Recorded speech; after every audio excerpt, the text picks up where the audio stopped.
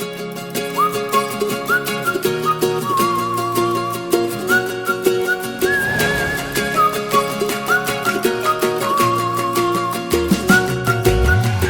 you looking for a fun and informative podcast all about training working dogs? Look no further than the LWDG POD DOG. This weekly show is hosted by me, Joanne Perrott, founder of the Ladies Working Dog Group, and I chat to experienced trainers and experts in the field who will give you helpful tips and advice. Whether you're just getting started or you've been working dogs for years, this podcast will have something for you. So pull up a chair, pour yourself a cup of coffee and tune in to LWDG POD DOG and let us help you build a better bond with your best friend. Hello and welcome to another episode of LWDG POD DOG. This week we're going to be talking about the fact that your dog may be showing signs of pregnancy, but it could be a phantom pregnancy. Joining us for this week's episode is the LWDG group expert Emma Stevens. How are you, Emma? I'm fine, thank you, Jo. How are you? Very well, thank you. Really looking forward to this topic because I'm very, very fascinated by the whole science behind it, why it happens. So let's start at the beginning of all this. To a lot of people, it might be a shock that their dog can act pregnant even though it isn't pregnant. Why does this start? So historically, wild dogs, wild wolves, their cycle, so their seasons and everything like that, their cycles would sync in a pack, and one bitch would give birth and the rest of the bitches around would have their cycles synced to mimic pregnancy, sometimes even mimic labor, but definitely mimic lactating, to then be able to help rear the pups that one bitch has had. So it would kind of be like a community nursing as such. So any bitches could then go and hunt, and the bitch that would stay, it wouldn't have to be the same bitch each time. So they can all keep themselves nice and healthy. That's quite fascinating in itself that dogs have the capability to do that. But phantom pregnancies today, in this era, it can be quite common in dogs that don't live with other bitches. We can see a range of symptoms. We can see lactation, like you just mentioned.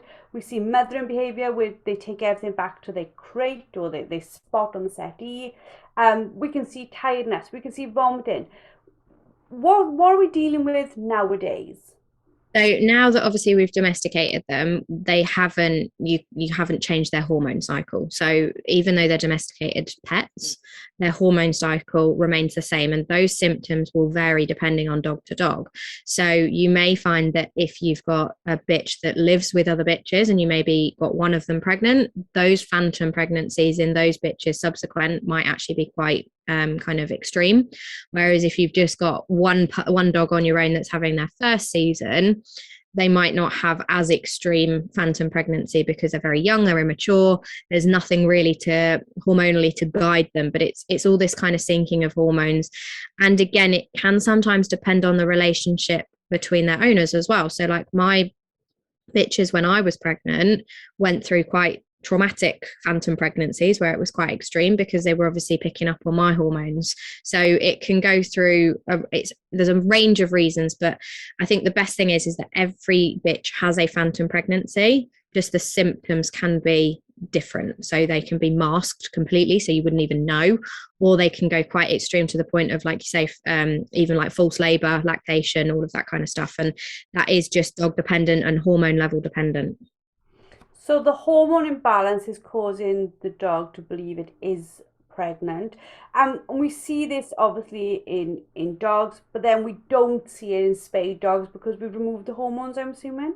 Yeah, so because you've removed, well, in most spays, you've removed uterus and ovaries. In some spays, it's just ovary, it's just the uterus. But you're basically removing the ability for those hormones to mimic pregnancy. So you wouldn't see them in spayed bitches in general. So sometimes we can see a phantom pregnancy long after the dog was in season. It is quite shocking to find that even sort of like stress, environment, diet, all those things can start a bitch off too. Yeah, so if you, depending on the year that your bitch has come into season, so generally a bitch is pregnant for between 58 and 65 days or so. So what you would see is at the end of that season, that's the kind of time frame before a bitch will start to show their phantom pregnancy signs. So it mimics literally their whole, if they were pregnant, when they would then start lactating. So you could see those behaviors kind of for those sorts of days leading up to those kind of days where they would give birth had they been pregnant. And then that's when you get kind of the lactation and the more kind of extreme symptoms coming out, like the nesting, loss of appetite, all of that kind of stuff. So, but again, that can be dependent on the weather or how much they're working. So if you have a bitch that comes into season just before the shoot season starts and they're working, you then might, after their actual season and they come back into work, you might up their food, which is what you would do for a pregnant bitch. So then the hormones will think they're pregnant because you're upping the food as well. And then they go into a more extreme phantom pregnancy halfway through the shoot. And that is literally just because of weather and you feeding them more because they're working more. So you can kind of mimic it as well by, and kind of cause it as such by doing little things to food. Daylight can affect it as well. Exercise levels, all of that kind of stuff can kind of make it happen a bit more extreme, but also kind of then reduce it from happening as well. So because it's a hormone imbalance, anything that affects your hormone levels in one way can start it, can trigger it. And in the same way, the same things that can change your hormones can decrease it, stop it, because of what's going on within the dog's body. Yeah, exactly. Yeah. And what are the signs? Like we've mentioned loads of different things there, but for somebody looking at a bitch and saying, well, is my bitch having a phantom pregnancy? What are the range of things that they could be looking for? Because it is quite a range, isn't it? Yeah, there's a huge range, and then within each symptom, there's a range as well. So I'll list out some of the more kind of common ones. So you've got lethargy and depression, loss of appetite.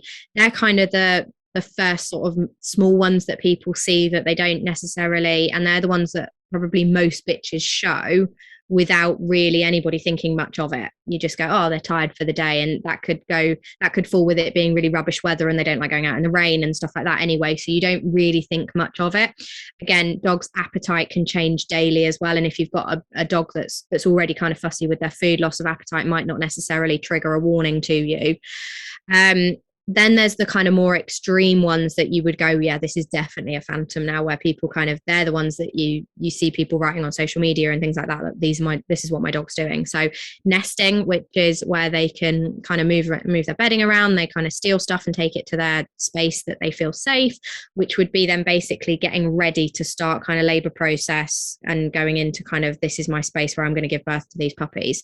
You can sometimes also see them if you have like cuddly toys and stuff like that for the dog or small children, they steal them and they kind of would mother them as if they were puppies as well. And then you've got kind of lactation, so starting to actually like secrete milk from their teats and stuff like that as well. So you've got this quite a big range that can happen at any time caused by any sort of change. You can see why people may want to spay, may not want to spay. It's got to be a personal choice. And we do have a fantastic course on that, about looking at what you want to do, why you want to do it, what the options are for that. As you mentioned, lots of dogs will go through phantom pregnancies. Is there a point where if your dog's having a phantom pregnancy, you want to say, actually, right now, I need the vet to step in because this is affecting the dog? Yeah, so normally the treatment kind of for the time that you would need to get a vet involved would be if it's really affecting, you've got two ways. You've either got to treat the actual phantom that's happening or treat the phantom so they go away completely. So for me, the actual phantom that's happening right now would be if my dog's lactating, because it can cause mastitis basically, because obviously there's no pups to actually kind of have the milk get let down properly and them actually use it, so it stores up in those mammary glands and then can get infected. So lactation, if it's quite extreme, would be the bit where I'd be like, right, vets, because they can give you they can give your dog hormones to prevent lactation and stop it happening. when I'm then going, right, this bitch in particular is quite hormonal. She can't cope with it. She's having quite severe phantoms season in, season out. That's where I'd be looking at, right, we need to stop this completely, because some bitches, one phantom, one season may result in a really minute phantom that you don't even notice. And then one, they might have quite an extreme one, and then it might go back to minute again.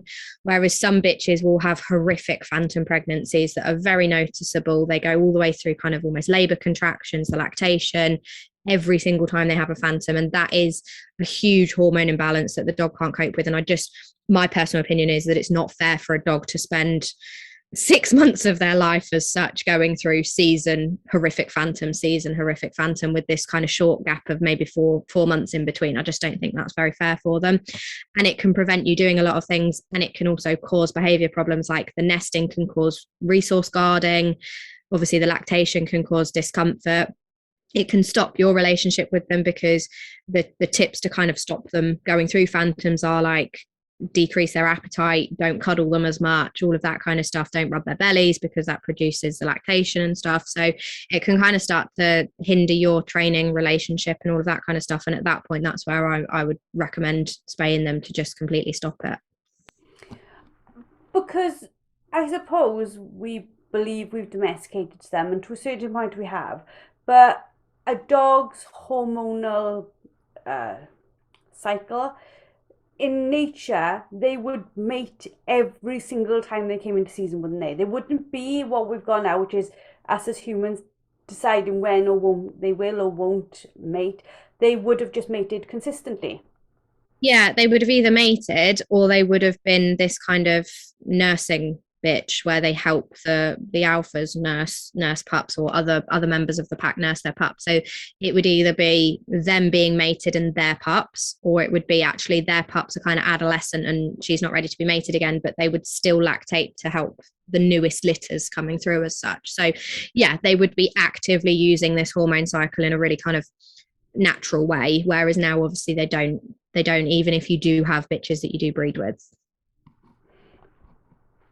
And going forward, if your dog is having, like we talked about, like small, slight symptoms, we can do things like up their exercise a little bit, change our behaviors towards them, as in their routine of eating, the amount they eat, when they eat, things like that. We can help to pull them out of it. I don't want to use the word naturally, but we can help them to come back out of it, can't we?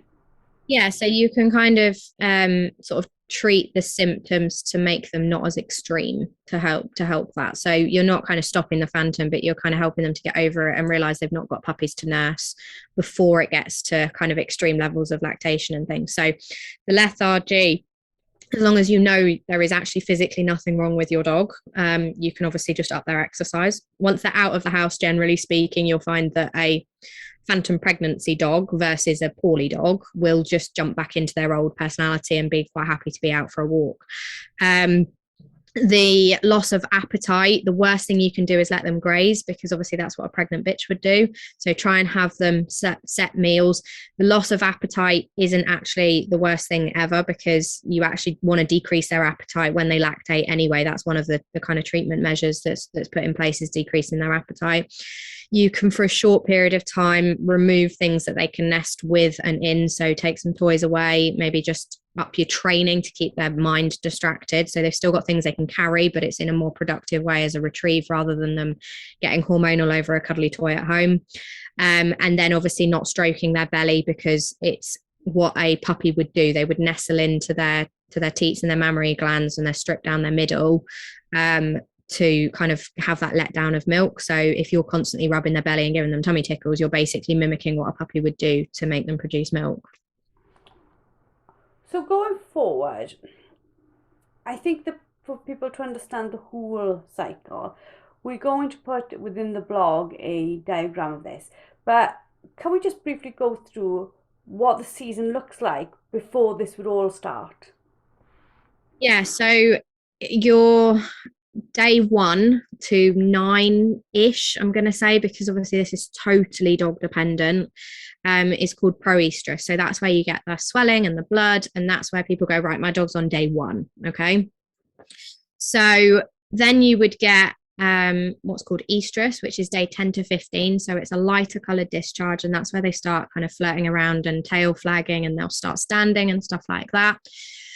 Then you have diestrus, which is them coming out of season, and that goes from day sort of 16 to 75. So that's where they're either pregnant and they've been mated and they start going through the actual getting to pregnancy and whelping, or that's where they come out of season but they start going into that phantom season period.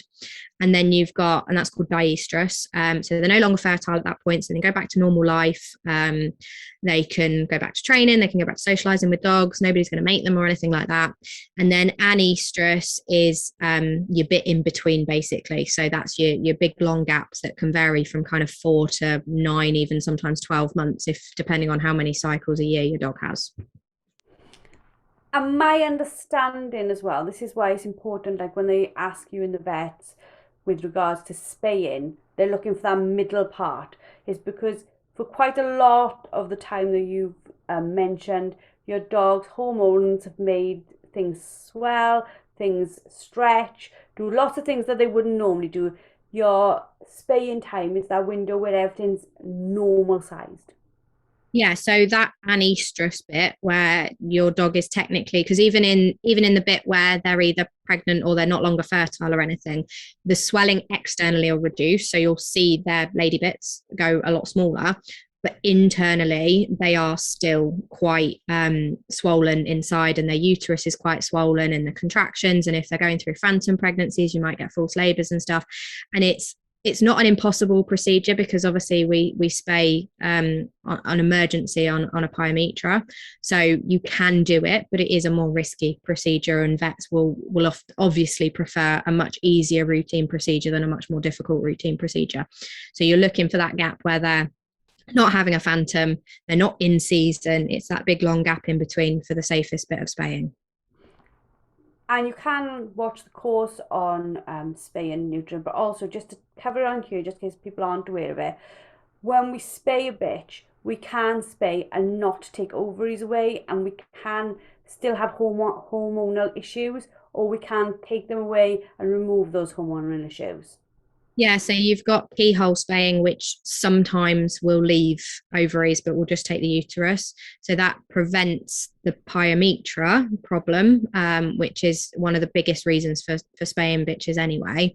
But sometimes you can still have the hormones from the ovaries stay intact, and it can mimic cycles, and it can change behaviors a little bit as well. And then an open spay is where they take the thing out, so almost like a complete hysterectomy, as you would imagine it to be in humans. So that's basically where you ideally want to be looking at. It's a longer recovery period. It is obviously an open wound as well, so you've got different healing measures as well, versus keyhole surgery is much an easier process and easier healing and recovery time.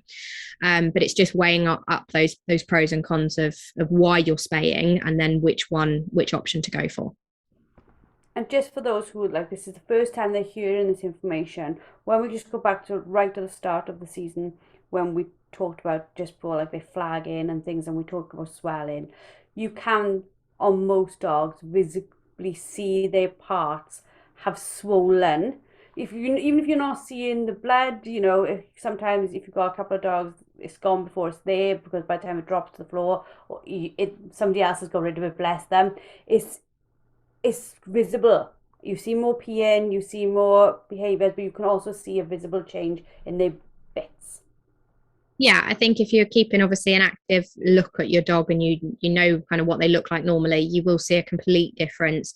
And that goes the same for what's called silent seasons as well. So some bitches are either super clean and you wouldn't even notice it, or they don't actually bleed at all. And in those seasons, they are still going through exactly the same timeline. You're just not seeing that first initial stage as visibly as you would do in some other dogs. So don't think just because it's having a silent season, you've not seen blood, they can't be fertile, because 100% they can still be mated and tied. Fantastic. So I hope this has helped everybody understand a little bit more about phantom pregnancies in dogs. If you have anything that you would like to add to this into this podcast, there is a blog going with it. If there's any sort of like advice or stories that you'd like to add to it, please let us know. Email them over to us because we can add them to the bottom of the blog. We hope that you've enjoyed. Emma, if people want to get hold of you, where and when can they get hold of you? So there's a couple of platforms. So social media platforms, Instagram at Cunning Shot Dog Training, Facebook Cunning Shot Dog Training, me personally, Emma Louise Stevens, or the website www.cunningshotdogtraining.co.uk. Fantastic. Thank you very much for your advice and wisdom on this topic today, Emma. It's been thoroughly informative and really, really helpful. And I hope those of you who are listening have really enjoyed it too. We hope that you have a fantastic week and we'll speak to you all next week. Thank you for listening to LWDG POD DOG with me, Joe Parrott. Now, we all know training a dog takes time, energy and patience, but our lives can be really, really busy. Don't worry, the LWDG has got you covered. Join us for our free planning workshop where we'll show you how to use short 10-minute training sessions each day to fast forward your dog's education. Our experts have years of experience in training dogs and will help you get started on the right foot. Register now and start making progress with your furry friend today. Go to our Facebook page, the Ladies Working Dog Group, and click on the pinned post or visit www.thelwdg.com.